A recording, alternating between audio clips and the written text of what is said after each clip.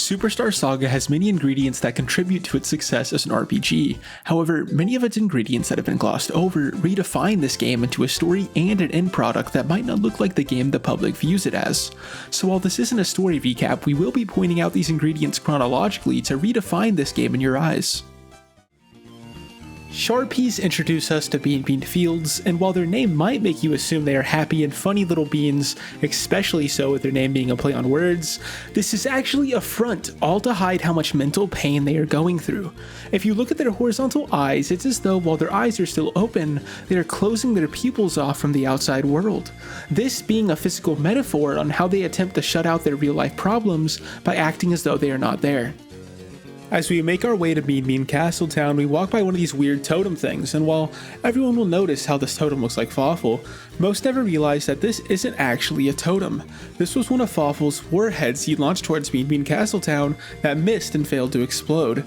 Though, knowing how technologically smart Fawful is, this must have been intentional, with Fawful now holding the Bean ecosystem hostage to prevent a Bean uprising. Now inside Bean Castletown, we see the wreckage of these warheads laid bare, with injured Beanish all around the square. Though, if you look closely, the only buildings that are spared from Cackletta and Fawful's destruction slightly were certain shops, implying that Cackletta and Fawful love fashion so much that they made sure at least their favorite shops would stay functional after the town's destruction. Now obviously the destruction leads Mario and Lime Dude to the castle, but once we arrive, we notice that the floor is a bean wafer. This unfortunately leads Lady Lima to be blamed for sending Mario and Luigi to the basement, but it was actually just the floor giving way beneath their feet. In the basement of Bean Castle, we instantly can draw comparisons to this locale and the Mario Bros. Arcade tie-in game that comes with Superstar Saga, with the Spinies and Superflies being the same enemies we face in that game. So it's only safe to assume that 22 sections were also planned for this basement to mirror the 22 unique phases in Mario Bros. But unfortunately this idea was scrapped since testers wanted variety in their games for some reason. Another thing in this basement that is a little odd is the order of these quirks popping out in the plumbing puzzle.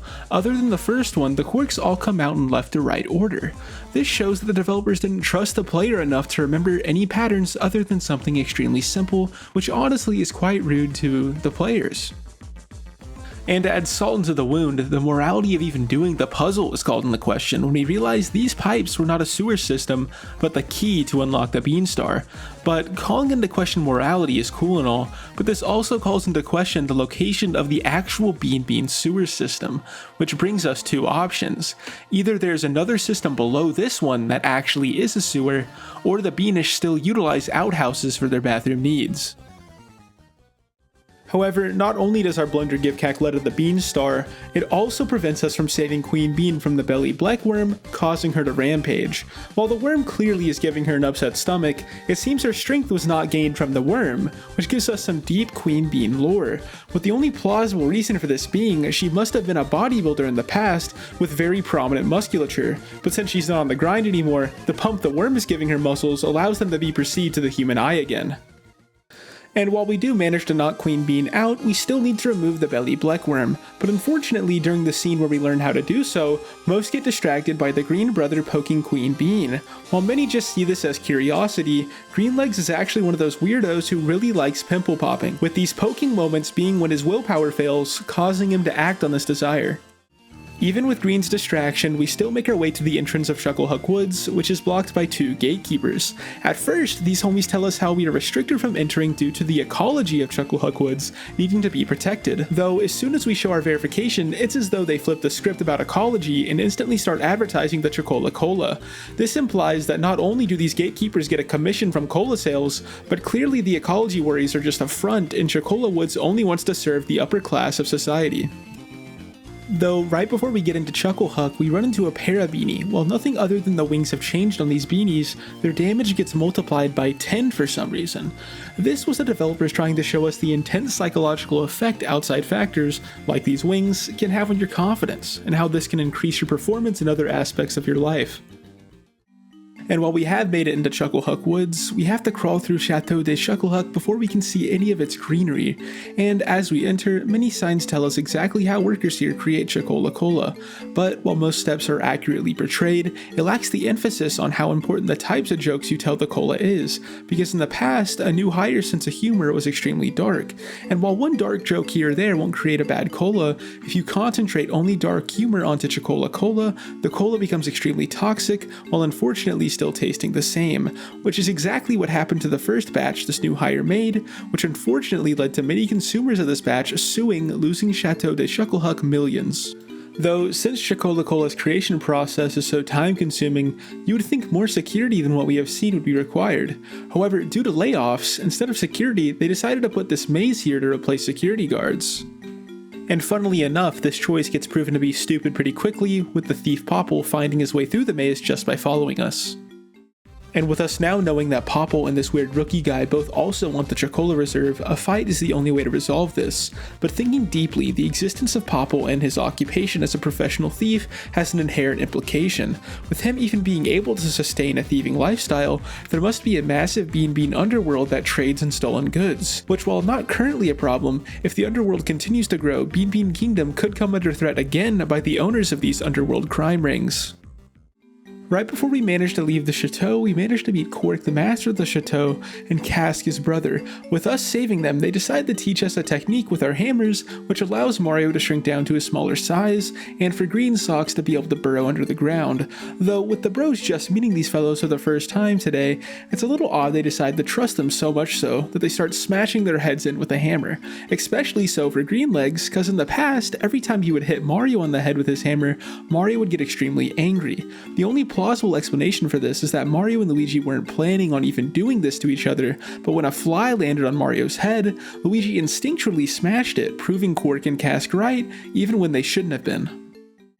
Now as we enter Chucklehuck Woods, the first enemies we encounter are pest nuts, and of course these nuts are just beanies wearing a set of needles for extra attack power, though compared to every other enemy we have seen, beanies have had more longevity and adaptability compared to any other enemy. So what makes them different to allow for them to be a constant threat? Dissecting their name, we can obviously see the wordplay between bean and meanie, and since they have been meanies to Mario and Luigi on a constant basis, clearly beanies are not just mean for fun, it must be biologically required for them, with the constant power spikes being a means to an end, so they can continue to be mean to the bros. And almost as soon as we enter the woods, we make it to where Chucklehuck is located. However, we have to prove that we are worthy to Chuckleroot first before we can reach it by retrieving 3 Chuckle Fruits. This fetch quest isn't too hard to finish, but the colors of what we are finding give us insight on Chuckleroot. If we look at the colors in sequence, red, white, and purple, it's surprisingly similar to red, white, and blue, which made me look into where the purple fruit is located, which implied that Chocola gas this cave emits must have turned this blue Chocola fruit into a purple Chocola fruit, meaning that Chuckleroot and his fruit are actually an invasive species to these woods that came from America. While attempting to locate these fruits, we run into Chuckleroot's granddaughter. She teaches us about buried beans and how to collect them, but due to none of the beans we collect having sprouted yet, this clearly means these beans are all dead, meaning Mario and Luigi are shamelessly grave robbing these poor beans. When the Chuck guys we face spin their spear to call in backup, what they are actually doing is creating a suction force so great that it can pull an entire Chuck guy from out of nowhere. Why would Mario and Luigi jump on a Wiggler to make it angry? Are they stupid? Finally, we made it to the Chocola Reserve, but unfortunately, while the reserve exists, its creator Bubbles made the reserve evil, causing it to attack us as the Chuckleator. Though, judging by how the Chuckleator attacks extremely strategically, it doesn't seem as though Bubbles kept it as sheltered as it seems. Clearly, Bubbles must have snuck in combat lessons into his jokes while also taking Chuckleator out for walks to battle the wildlife of Chocola Woods for the Chuckleator to become such a fierce fighter. But with this knowledge, clearly Bubbles has cared for the Chuckleator as if it was his own child, and it is extremely odd that we just casually feed this child to the queen after the Chuckleator clearly showed us its sentience. The Starbeans Cafe is run on the back of Egad's coffee machine, but other than making coffee, Egad had another ulterior motive to his design of this machine. Egad intentionally made the UI for this machine as unintuitive as possible, all to test how if the psychological effects of caffeine can overpower the annoyance of getting stuck in a menu for any small misinput. Don't go to the beach before you go to Woohoo Hooniversity. The bombs will just jump you and they'll take all your coins. Then you'll be sad because you have no more money left. Now that we have finally made it to Woohoo Hooniversity, we learn that Cackletta has senselessly turned most of the professors into monsters. But did she really have no reason to do so? Odds are, Cackletta used to go to this university, and no matter how smart she was, she would constantly get slammed by unexpected pop quizzes. And of course, these were always a surprise, so she was never prepared for a single one of them, which forced her to fail out of university. With this attack on specific professors not only to use the Beanstar, but also to get revenge on those terrible professors. One of the first departments we run into in this university is the astrology department, heavily implying that Mario is a Cancer and Luigi is an Aquarius. The block department in the university studies blocks from Paper Mario, Mario 64, Super Mario Bros., and Super Mario World, though if we look at the platforms each block stands on, there seems to be one missing. This is clearly the block from Super Mario Bros. 3, which must have been stolen by Fawful since that's his favorite out of all these games. The barrel rolling department for some reason made a claw that grabs people and forcefully rolls them along the barrel testing area. With this having no clear educational benefit to the study of barrel rolling, this must have been a prank barrel rolling PhD students performed on their professors. And after finally making it through every department, we make it to Cackletta, who thankfully failed to awaken the Beanstar, giving us time to stop her. Though, unfortunately, with Fawful's vacuum and Prince Peasley's strike, they managed to get away, which instantly cast a bunch of suspicion on Prince Peasley, because clearly his strike was intentionally not lethal and only sent them flying. The only explanation is this Prince Peasley is not actually the real prince, and just another one of Cackletta's disguised clones, feigning an assault on Cackletta to trick the bros.